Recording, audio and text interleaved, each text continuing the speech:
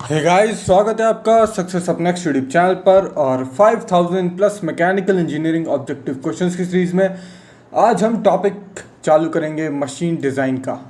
तो machine design को आज से हम डिस्कस करना चालू करेंगे। ऑलरेडी आपको पता है production, engineering mechanics, fluid mechanics, इसके अलावा strength of material, theory of machine, IC engine, nuclear power plant and IC engine, बहुत सारी चीज़ें हम डिस्कस कर चुके हैं। अब हम मशीन डिज़ाइन को चालू करेंगे। अभी तक अगर आपने चैनल को सब्सक्राइब नहीं किया तो अभी इसी वक्त कर लो, बेल आइकन को प्रेस कर लो और वीडियो पसंद आए तो लाइक कर देना। पहला क्वेश्चन है इलास्टिसिटी इज द प्रॉपर्टी। तो देखो, मैकेनिकल प्रॉपर्टीज ऑफ मटेरियल पे मैं ऑलरेडी वीडियो बना चुका हूँ, तो मैं रिकमेंड करूँगा कि आप उसको जाके एक बार देख लो ताकि आपको ये सारी चीज़ें क्लियर हो जाएं कि elasticity, plasticity, wear resistance, hardenability, hardness वगैरह क्या होता है। ठीक है, तो इलास्टिसिटी वो प्रॉपर्टी होती है जिसकी वजह से जो मटेरियल है वो रिगेन कर लेता है अपना ओरिजिनल शेप। जैसे ही हम एक्सटर्नल फोर्स को रिमूव करेंगे, पहले एक्सटर्नल फोर्स लगाएंगे, बॉडी स्ट्रेच होगी या बेबी कंप्रेस होगी depending upon the force, and after the removal of the load the body will regain its original shape, that is called elasticity. फिर the property of the material which enables it to draw into wires. Draw into wires क्या होता है? Ductility होता है। ठीक है, और hammer करके उसकी शीट्स बना दी जाएं, उसे कहते हैं malleability. Which of the following material has maximum ductility? Maximum ductility mild steel की देखने को मिलेगी। ठीक है, बी नहीं होगा, ए होगा, माइल्ड स्टील की देखने को मिलेगी। The plasticity of the is the property of the material. Plasticity क्या होता है कि मतलब हमने लोड लगाया और उसके बाद वो उसी शेप को में रहे जिसमें वो हमने लोड लगा के उसको डाला है। तो डिफॉर्मेशन को जब रिटेन करे तो हम उसको बोलेंगे प्लास्टिक। तो आपका डी ऑप्शन हो जाएगा। नेक्स्ट है the property of the material which enables is to resist fracture due to high impact. इसे कहते हैं टफनेस। तो बिल्कुल सही है, ये टफनेस होती है। अगर आप स्ट्रेस स्ट्रेन कर्व को ड्रॉ करेंगे तो आपको स्ट्रेस स्ट्रेन कर्व कुछ इस तरीके का देखने को मिलता है। ठीक है, और यहाँ पे फ्रैक्चर हो रहा है तो इसके अंदर का जो पूरा एरिया होता है वो आपका टफनेस होता है। क्या होता है? पूरा एरिया जो हो जाएगा टफनेस हो जाएगा। और ईल्ड और आपकी जो इलास्टिक लिमिट तक का जो एरिया होगा उसे रेजिलियंस कह देते हैं। ठीक है, तो रेजिलियंस, टफनेस शॉक लोडिंग में आपकी यूज होती है। ठीक है, which of the following property is desired part subjected to shock? Shock impact, toughness, resilience. A special case of ductility which permits the material to be rolled और hammered into sheets. Thin sheets बना सकें, property malleability. Toughness of the material. देखो, toughness क्या होता है material की? जैसे जैसे आप हीट करोगे टफनेस डिक्रीज करेगी। इसीलिए तो इतनी सारी जद्दोजहद है ना। हम एलॉइंग करके और दूसरी हीट ट्रीटमेंट प्रोसेस करके क्या करते हैं? टफनेस को इंक्रीज करते हैं या टफनेस को ऐसा मटेरियल बनाते हैं जो हाई टेम्परेचर पे भी अपनी मैकेनिकल प्रॉपर्टीज रिटेन करके रख सके। ठीक है, तो क्यों? क्योंकि जब हम हीट करते हैं तो जो ग्रेन्स हैं वो डिफॉर्म होना चालू होते हैं और जो टफनेस है वो डिक्रीज होना चालू हो जाती है। मैकेनिकल प्रॉपर्टी को रिटेन नहीं कर पाता structure. Which of the following property is essential for spring material? देखिए, स्प्रिंग मटेरियल के बारे में पूछ रहा था। स्प्रिंग मटेरियल के पास रेजिलियंस होना चाहिए। ठीक है, एनर्जी एब्जॉर्ब कर पाए मटेरियल। ठीक है, फिर स्प्रिंग की स्टिफनेस होती है। ठीक है, ओवरऑल जो हमारे पास स्प्रिंग बनेगी, जो एलिमेंट बनेगा उसकी स्टिफनेस होगी, मगर मटेरियल की resilience.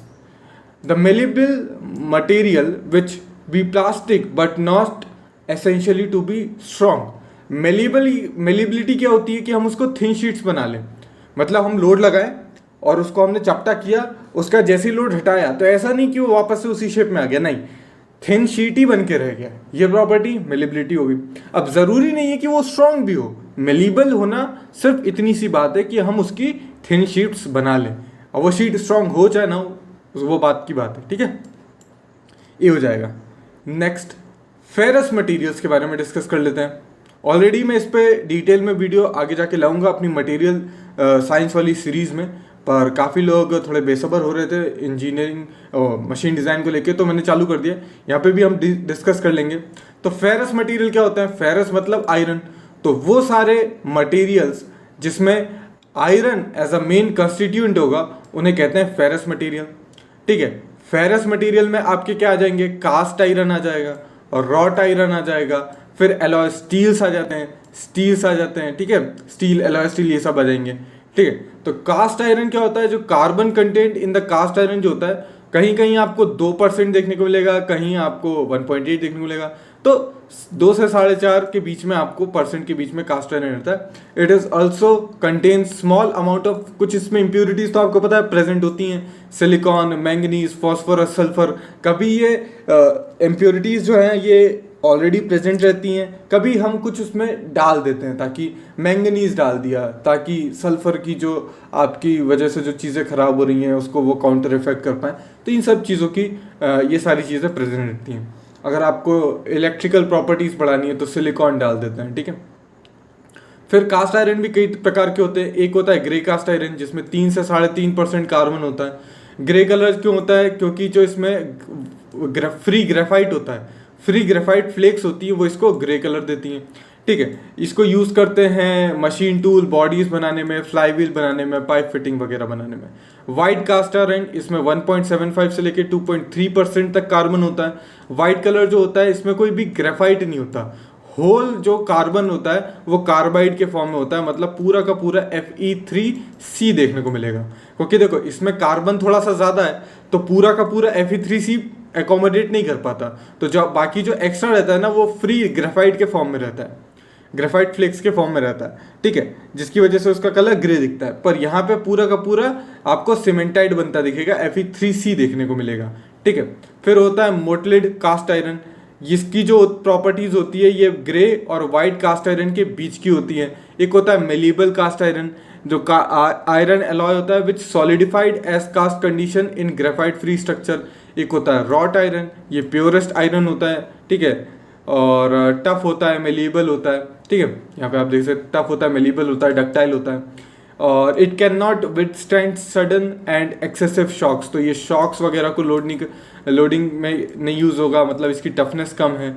It can be easily forge और वेल्डिंग और फोर्जिंग इसकी करी जा सकती है, ठीक है। It is used for chain, crank hooks, railway couplings. देखिए क्रैंक हुक्स वगैरह पूछा जाता है, ठीक है, क्रैंक हुक याद रखना, वाटर स्टीम पाइप वगैरह बनाने में यूज होता है। फिर होते हैं स्टील। आयरन कार्बन का एक एलॉय होता है जिसमें कार्बन जो है हम 1.5% तक डालते हैं। कार्बन जो होता है वो आयरन कार्बाइड के फॉर्म में रहेगा, जिससे इसकी हार्डनेस और स्ट्रेंथ वगैरह बढ़ जाती है। कुछ इसमें element silicon, sulphur, phosphorus, manganese वगैरह भी प्रेजेंट रहते हैं। और ये डिपेंड करता है कि हम क्या प्रॉपर्टीज चाहते हैं, उस पर ये कम ज़्यादा वेरी करता है, ठीक है। Most of the steel produced nowadays are plain carbon steel or simply carbon steel. A carbon steel is defined as the steel which has property mainly due to carbon content, and उसमें कुछ आपको 0.5% silica मिल जाएगा, 1.5% manganese मिल जाएगा, ठीक है। तो जो plane carbon steel होती है उसको भी 4 तरीके से क्लासीफाई किया जा सकता है। एक होती है डेड माइल्ड स्टील, इसमें बहुत ही कम कार्बन होता है, अप टू 0.15%। फिर होती है लो कार्बन स्टील, जिसे माइल्ड स्टील भी कहते हैं, इसमें 0.15 से लेके 0.45% कार्बन होगा।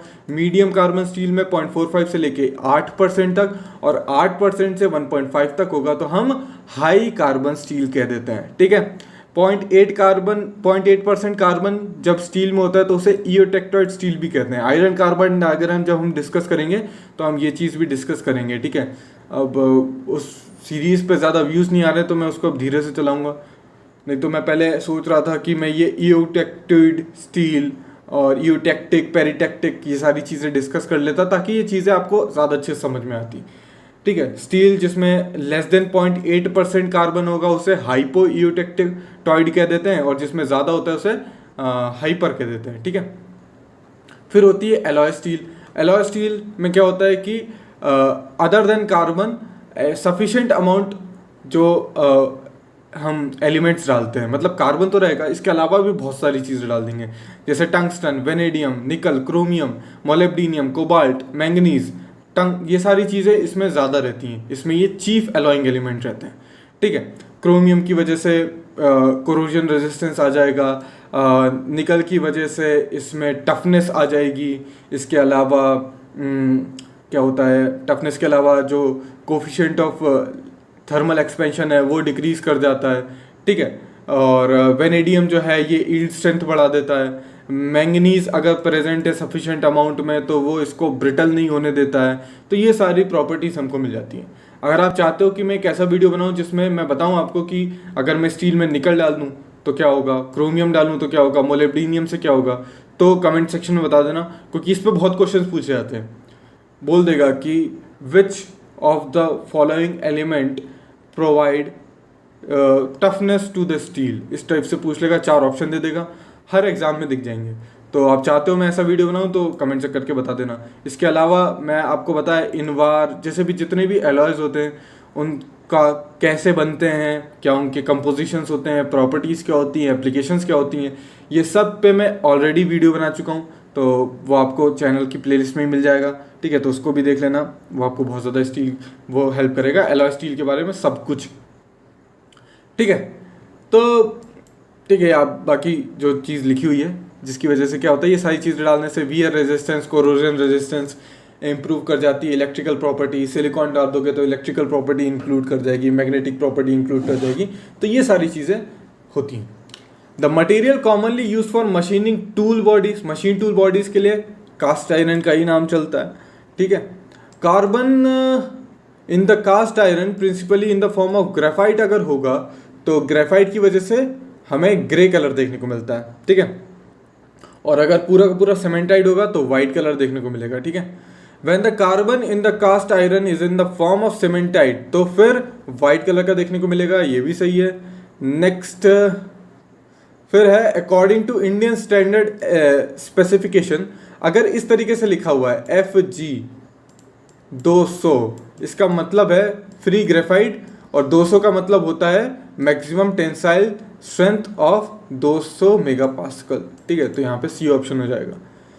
The material commonly use for crane hook के लिए रॉट आयरन डिस्कस कर चुके हैं ऑलरेडी। स्टील जिसमें अप टू 15% अगर कार्बन होता है तो उसे डेड माइल्ड स्टील कह देते हैं, ठीक है। फिर 0.15 से लेके मेरे ख्याल से 4.5 तक हम कह देते हैं माइल्ड स्टील या लो कार्बन स्टील।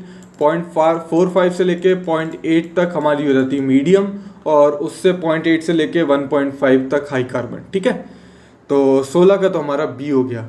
फिर अगर इस तरीके से लिखा हुआ है 40C8, तो 40C8 है तो इसका मतलब जो आपकी यहाँ पर जो 0.35 से लेके 0.45 तक का कार्बन होता है, ठीक है। बी ऑप्शन यहाँ पे करेक्ट हो जाएगा। शॉक रेजिस्टेंस अगर इंक्रीज करनी है तो हम क्या मिलाते हैं, शॉक रेजिस्टेंस अगर इंक्रीज करनी है तो निकल और क्रोमियम मिलाया जाता है, ठीक है। देख रहे हो, इस टाइप के क्वेश्चन इंपॉर्टेंट होते हैं, एग्जाम से पूछे जाते हैं। फिर अगर स्टील क्रैंक शाफ्ट वगैरह बनानी है तो क्रोम स्टील यूज करते हैं, ठीक है।